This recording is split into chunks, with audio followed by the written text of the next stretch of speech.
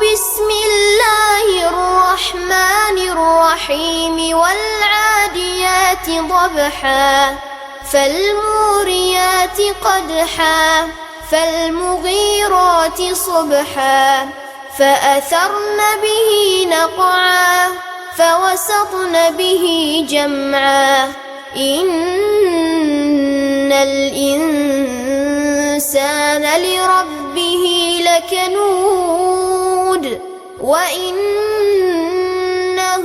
على ذلك لشهيد وإنه அன்புடையோருமாகிய அல்லாஹ்வின் திருநாமம் போற்றி புகழ்ந்தவனாக எனது உரையை துவங்குகிறேன். கண்ணியத்திற்குரிய எல்லாம் வல்ல அல்லாஹ் ஜல்ல ஷானஹு தஆலாவின் நல்லடியார்களே, புனிதமிகு ரமலானுடைய இரவுகளை நிறைய நன்மைகளை சேர்த்து நமது பாவங்களை எல்லாம் கழுவ வேண்டும் என்ற தூய எண்ணத்தோடு இறைவனை வணங்கிவிட்டு அதை தொடர்ந்து இறை போதனைகளை தெரிவெடுப்பதற்காக நாம் எல்லாம் இங்கு ஒன்றாக குழுமி இருக்கின்றோம். ஒவ்வொரு ரமலானிலும் தொடர்ச்சியாக 4 வருடங்கள் 4 தலைப்புகளில் நாம் பார்த்திருக்கிறோம். முதலாவது வருடம் நபிகளார் காலத்தில் நடந்த போர்களை பற்றி, நபிகளாரும் அன்னாருடைய தோழர்களும் செய்த பெரும் தியாகங்கள், அவர்களுடைய வீர தீர பராக்கிரமங்களை எல்லாம் அறிந்தோம். அதுக்கு அடுத்த வருடம் இறை பண்புகளை, நற்பண்புகளையும் தீய பண்புகளையும் நாம் அறிந்தோம். மூன்றாவது வருடம் மரணத்திற்கு பின் ஆன்மாக்களுடைய நிலை என்ற தலைப்பின் கீழ் ஆன்மாக்களுடைய நிலைகள் என்னென்ன என்பதை அல்லாஹ்வும் அல்லாஹ்வுடைய ரசூலும் நமக்கு சொன்னார்களோ அதை முழுமையாக அறிந்தோம். சென்ற வருடம் சொர்க்கத்திற்கு சொந்தக்காரர்கள் யார் என்ற தலைப்பின் கீழ் சொர்க்கத்தினுடைய தன்மைகள், அதற்கு செல்வதற்கு தகுதியுடையவர்களாக குர்ஆனும் ஹதீஸும் யாரை காட்டுகிறது என்பதை அறிந்தோம். இந்த வருடம் உறவுகளும் உரிமைகளும் கடமைகளும் என்ற தலைப்பு தேர்வு செய்யப்பட்டிருக்கிறது. இந்த தலைப்பினுடைய அடிப்படை நோக்கம் மறுமையில் கைதேடப்பட்டு விடாமல் முழுக்க முழுக்க அல்லாஹ்வுக்கு விருப்பமானவர்களாக இந்த உலகத்தில் அல்லாஹ் யாரையெல்லாம் நம்முடைய உறவுகளாக கொடுத்தானோ அந்த உறவுகளோடு மகிழ்ச்சி பொங்க சூன சோலைக்கு செல்ல வேண்டும் என்ற ஒரே நோக்கம்தான். அதனால் ஏதோ இந்த உறவுகளை பற்றி தானே பேசப் போகிறார்கள், இதற்கும் சென்ற வருடங்களை போன்று மறுமையை பற்றியோ மறுமையில் இருக்கக்கூடிய நிகழ்வுகளை பற்றியோ சொர்க்க நரகங்களை பற்றியோ கேட்பதற்கு இன்ட்ரெஸ்ட் இருந்ததை போல இந்த விஷயங்களை என்ன இருக்கிறது என்று நினைத்து விடாமல் மிக மிக முக்கியத்துவத்தோடு கேட்க வேண்டிய தலைப்பு. ஏனென்றால் மறுமையில் இறைவனுக்காக நாம் ஏதேனும் தவறுகள் செய்திருப்போமானால் அவன் நம் மீது கடமையாக்கிய கடமைகளில் குறை வைத்திருப்போமானால் இறைவனுடைய மாபெரும் கிருபையால் மன்னிக்கப்படலாம். அல்லாஹ் அந்த உத்தரவாதத்தை தருகிறான் நமக்கு. ஒரே ஒரு பாவத்தை மட்டும் தவிர ஏனைய அனைத்து பாவங்களையும் அல்லாஹ் நாடினால் மன்னிப்பார்.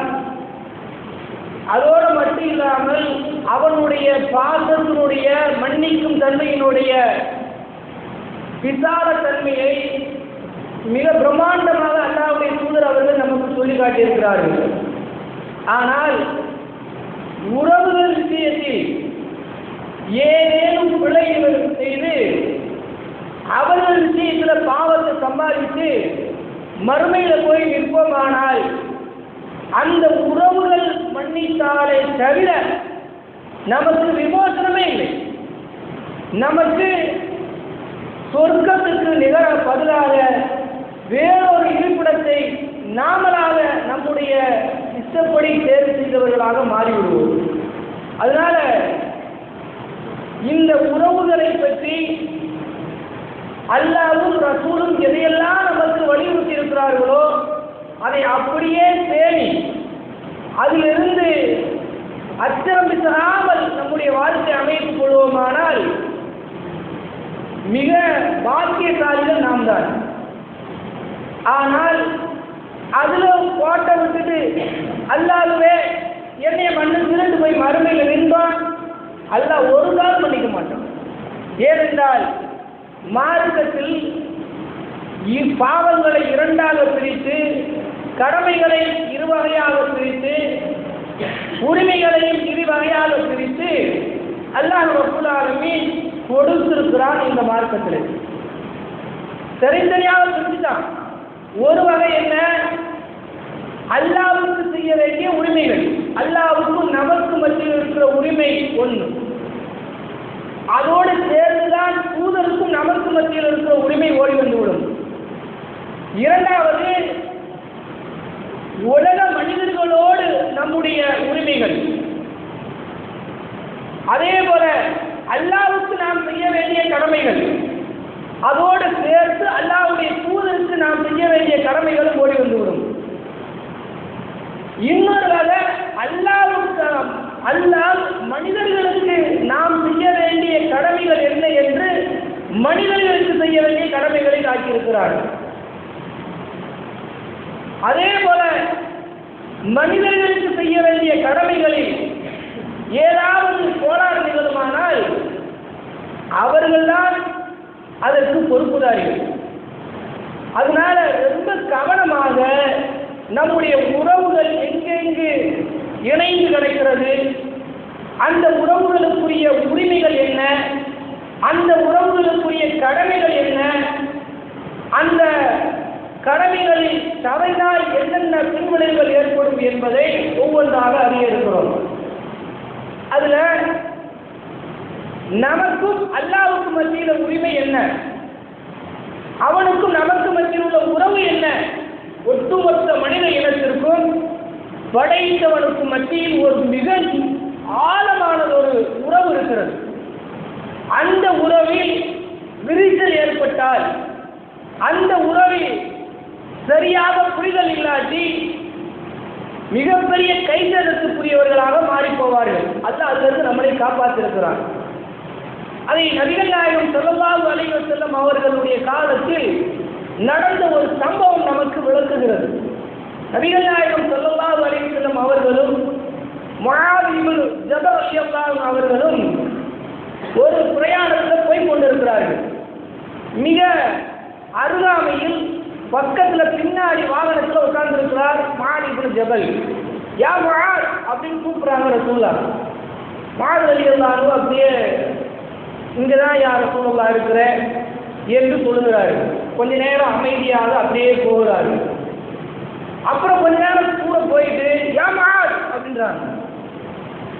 யா ரசூலுல்லாஹ் இங்கதான் இருக்கிறேன், அருகாமையில் தான் இருக்கிறேன், உங்க பின்னாடி தான் உட்கார்ந்து இருக்கிறேன் அப்படின்னு முஆத் ரலியல்லாஹு சொல்றாங்க. அப்புறம் கொஞ்சம் தூரம் போயிட்டு யா முஆத் அப்படின்றாங்க.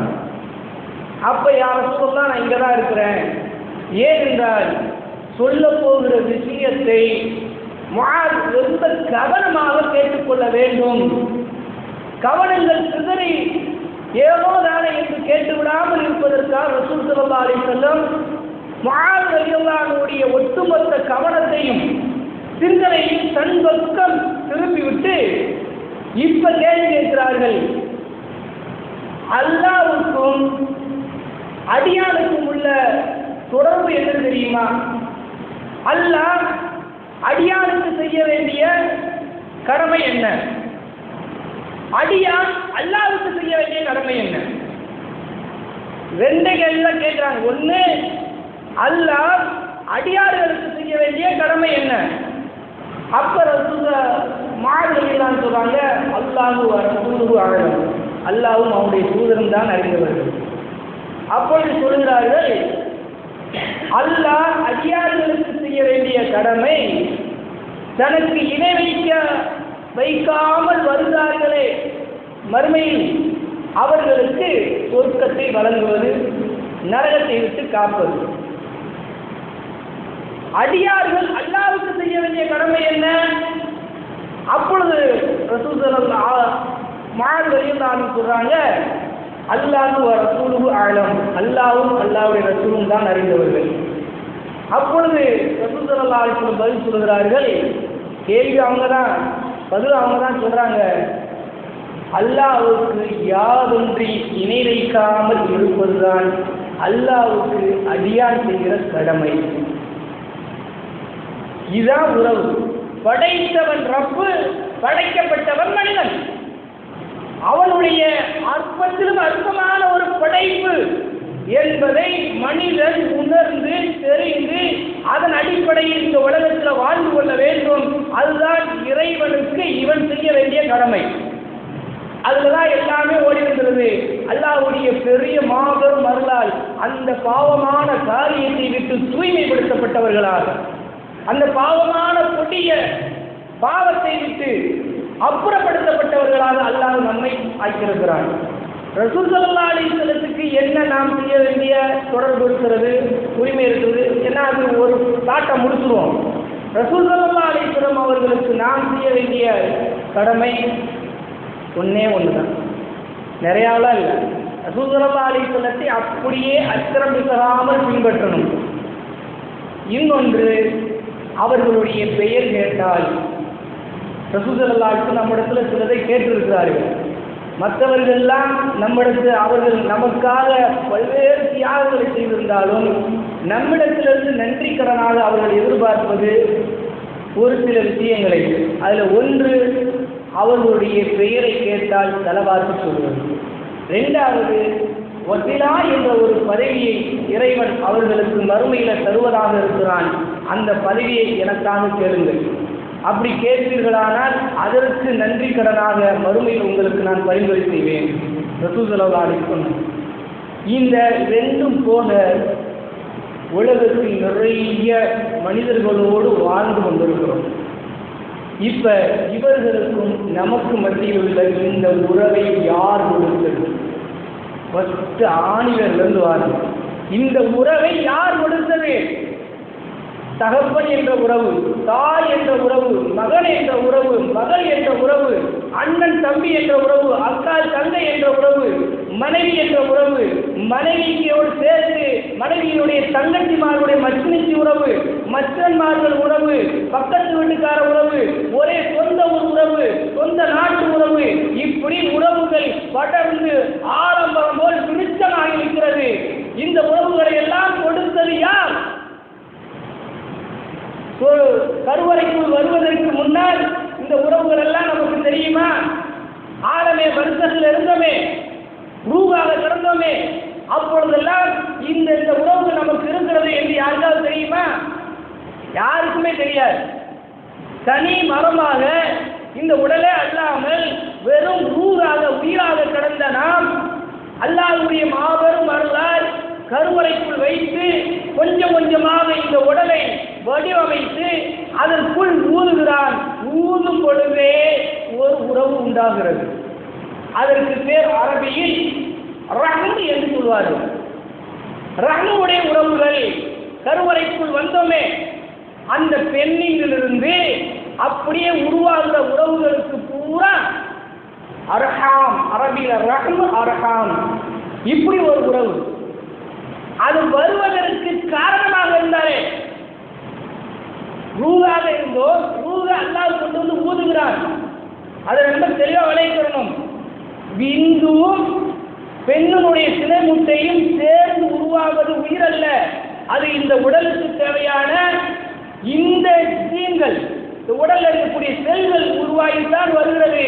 40 நாள் 340 கடந்த உடனே நீ அந்த மலக்கு சொல்கிறார், இது அலக்கா இருந்து அப்புறம் முதுகாக மாறி அப்புறம் இவாமாக மாறி ஒரு வடிவமைப்பு பெற்று விட்டது அல்லாஹ் என்று சொன்ன உடனே நான் 340 பின்னால் உயிரை கொண்டு வந்து ஊதுகிறான் அந்த உடலில் அல்லாஹ். அப்படி ஊதும் பொழுது ஒரு உறவு உண்டாகிறது. அப்படி ஊதுவதற்கு முன்னால் தாயினுடைய சினை முட்டையிலிருந்தும் தகப்பனுடைய விந்து துளியிலிருந்து உருவானமே, அப்பொழுது உருவாகிறது ஒரு உறவு. அந்த உறவு கராபத், நெருங்கிய உறவுகள். கராபத், அந்த உறவு அப்படியே உருவாகிறது. இந்த 2 உறவின் மூலமாகத்தான் மற்ற எல்லா உறவுகளும் வருகிறது. இந்த உறவுகளுக்கு யாராருக்கு என்னென்ன உரிமை என்று முக்காவாசியில் முழுமையாக தெரியாமலே இருக்கிறோம். அல்லாஹ்வுடைய உறவுகளை பற்றி நிறைய அல்லாஹ்வுக்கு என்னென்ன செய்ய கடமை அப்படின்னா அடிச்சுவாங்க கடகடன்னு.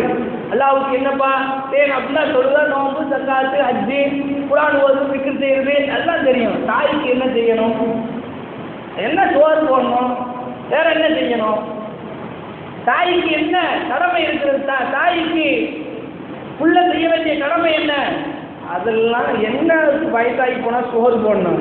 அதோட அது போறாம போக்கா பொத்தொன்பதுவா தெரியுது.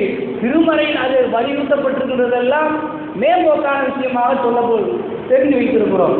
தகப்பனுக்கு என்ன உரிமை, அதே போல பிள்ளைக்கு என்ன உரிமை தகப்பன் செய்ய வேண்டும், தாய் பிள்ளைக்கு என்ன செய்ய வேண்டும், உடன் பிறந்த உடன் பிறப்புகள் அவர்களுக்கு என்ன செய்ய வேண்டும். இதுல நிறைய போட்ட நிறைய நன்மை பதிலாக பாவங்களை செய்திருக்கிறோம். பார்த்தீங்கன்னா இது வேலை தொழுதியாது. அல்லாஹ்வுடைய விஷயத்துல வாங்க கொடுங்க அப்படின்னா அள்ளி கொடுப்பாரு. ஒரு பொய் பேசியிருக்க மாட்டார். நிறைய நன்மைகளுக்கு பார்த்தாலே இவர் சொர்க்கவாசி மாதிரி செய்வார். ஆனால் இவருடைய உடன் பிறப்பத்தை கேட்டா தெரியும், என்னங்க உலகத்துக்கு வேணா அவர் நல்லவருங்க, எனக்கு ஒருவா சோறு கூட கொடுத்துருங்க, கொண்டாட்டி இறந்துருக்கிறேன், பிள்ளை இறந்துருக்கிறேன், அல்லது கணவனை இறந்து நிற்கிறேன், அதை இறந்து நிற்கிறேன், இதே இறந்து நிற்கிறேன், கஷ்டத்தில் இருக்கிறேன், எங்கள் அண்ணன் அப்படி இருக்கார், என் தம்பி இப்படி இருக்கிறான், ஆனால் நான் ஒருவேளை சோத்துக்கு கஷ்டப்பட்டு கொண்டு இருக்கிறேன். நிறைய சகோதரர்கள்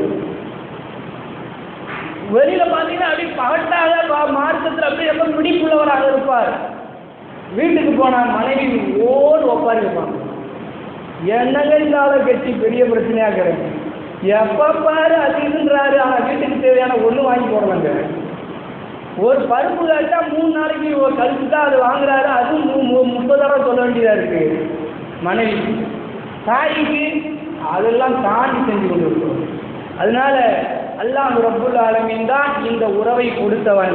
ஃபஸ்ட் இந்த உறவுகளுக்குரிய விஷயமாக அல்லாஹ் சொல்வதை முதல் விஷயமாக பதிவு செய்யுங்கள். இன்னல்லாஹ் 16வது அத்தியாயத்தினுடைய 90வது வசனம், இன்னல்லாஹ யஅமுரு பில் அத்லி வல் இஹ்சானி வ ஈதாஇ தில் குர்பா. அல்லாஹ் ஏவுகிறான், கட்டளையிடுகிறான், நீதமாக நடக்க வேண்டும், நன்மைகளை செய்ய வேண்டும். ஈதாஇ தில் குர்பா, உறவுகளோடு இணைந்து வாழ வேண்டும். ஈதாஇ கொடுக்க வேண்டும். தில் குர்பா, உறவுகளுக்குரிய உரிமைகளை கொடுக்க வேண்டும் என்று அல்லாஹ் கட்டளையிடுகிறான் என்று அல்லாஹ் ரப்புல் ஆலமீன் 16வது அத்தியாயத்தினுடைய 90வது வசனத்தில் அல்லாஹ் சொல்கிறான். இன்னொரு இடத்துல அல்லாஹ் பேசுகிறான். ஒவ்வொரு உரையிலும் பெருமானார் ஸல்லல்லாஹு அலைஹி வஸல்லம் இந்த வசனத்தை மேற்கோள் காட்டியே இருக்கிறார்கள். நாமளும் அந்த எல்லா பயான்களிலும் இந்த வசனத்தை விடாமல் ஓடிக்கொண்டிருப்போம். என்ன? 4வது அத்தியாயத்தினுடைய 1வது வசனம், யா அய்யுஹன்னாஸ், மனிதர்களே, இத்தகூ ரப்பக்குமுல்லதீ ஹலகக்கும் மின் நஃப்ஸின் வாஹிதா, ஒரே ஒரு ஆன்மாவிலிருந்து உங்களை படைத்த ரப்பை அறிந்து கொள்ளுங்கள். அந்த ஆன்மாவிலிருந்து தான் அதனுடைய ஜோடியை படைத்தான். அந்த ஜோடியிலிருந்து அந்த ஆன்மாவும் அந்த ஜோடியும் ஹவ்வாவும் ஆழத்திலிருந்து தான் அதிகமான ஆண்களையும் பெண்களையும் பரவச் செய்தான் என்று சொல்லிட்டு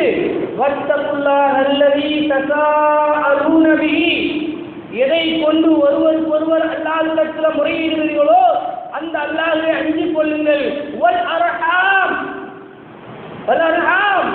உறவுகளை அஞ்சிக் கொள்ளுங்கள். தன்னோடு இணைக்கிறாங்க. என்ன அஞ்சிக்க? உறவு விஷயத்தில் அஞ்சிக்க. எது எனக்கு மட்டும் பயந்துட்டு வந்தா உங்களுக்கு சொர்க்கம்னு நடத்துறாதீங்க. ரகமுடைய விஷயங்களிலும் பயன்படுத்தியோடு நடந்து கொள்ளுங்கள். அதை முறிச்சுடாதீங்க. அதுல போய் கொஞ்சம் நெஞ்சம் அநீதம் விளைக்கிறார்கள். ரொம்ப கவனத்தோடு பாருங்கள் என்று அல்லாஹ் சொல்லுகிறான். இனியும் அல்லாஹ் ரப்பல் ஆலமீன் இதை மிகைத்து சொல்லுகிறான். 47வது அத்தியாயத்தினுடைய வசன நம்பர் ஞாபகம் இல்லை. பகல் அசைக்கும் இந்த வல்லைக்கும்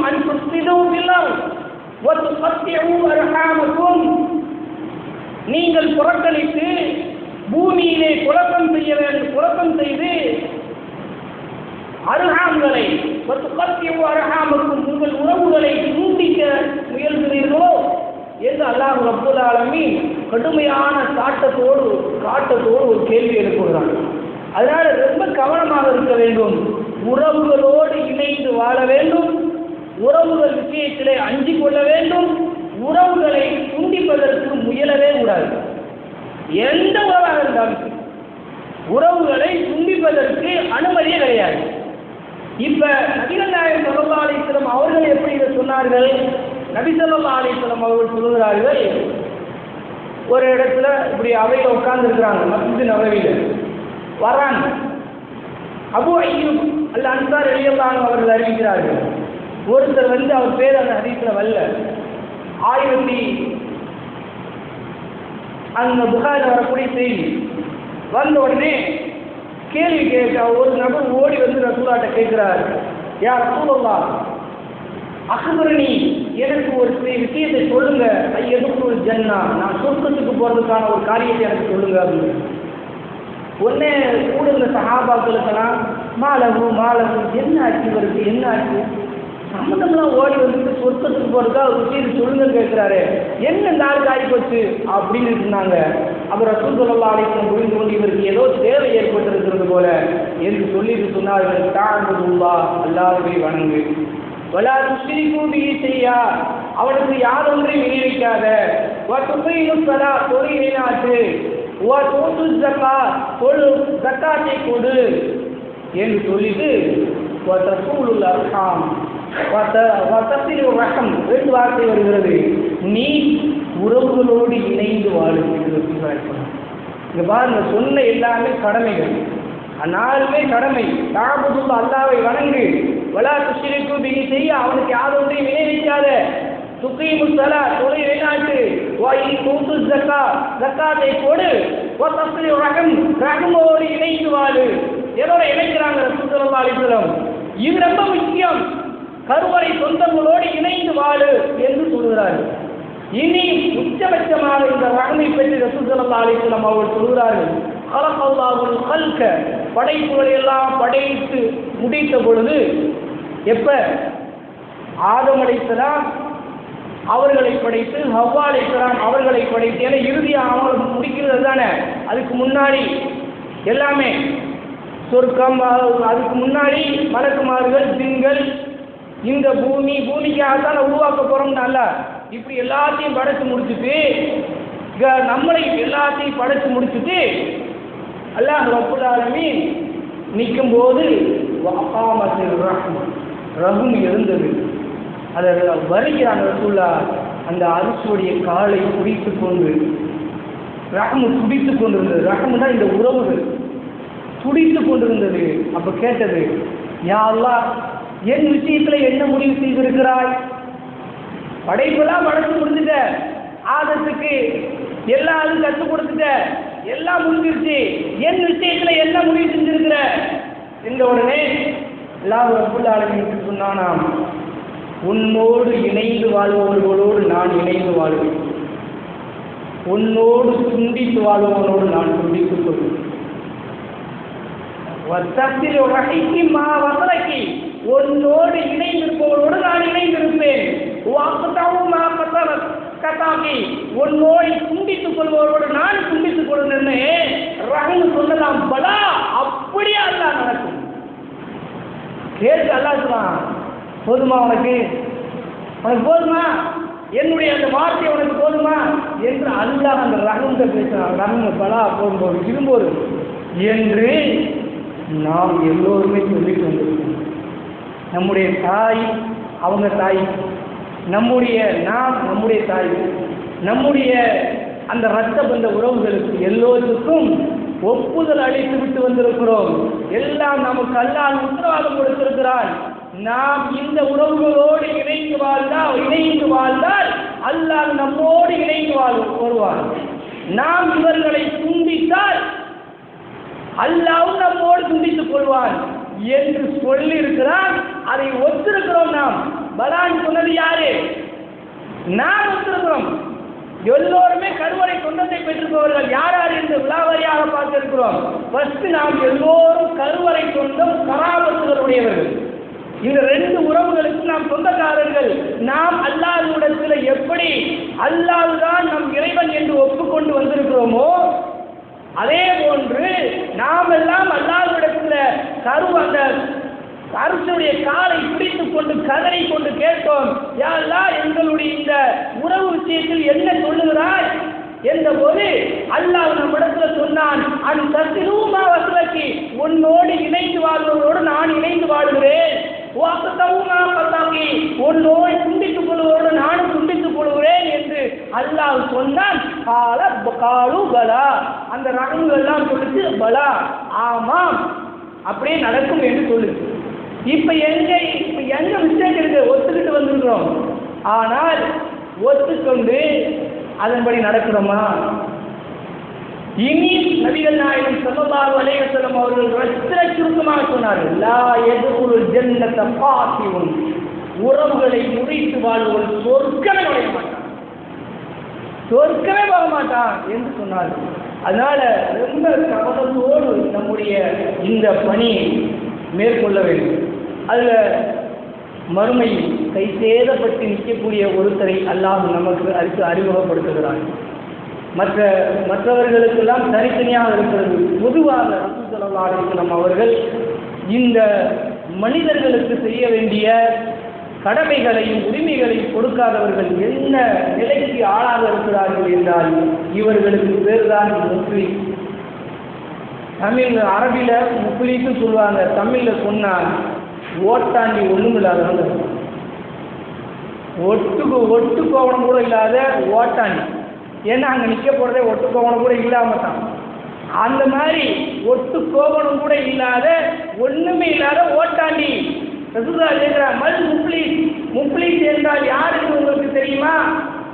அப்போ சஹாபாக்கள் சொல்றாங்க, மல்லா தீனாரும் திரகமும், எவனுக்கு தீனாரும் திரகமும் இல்லையோ அவன் தான் முஃப்லிஸ்.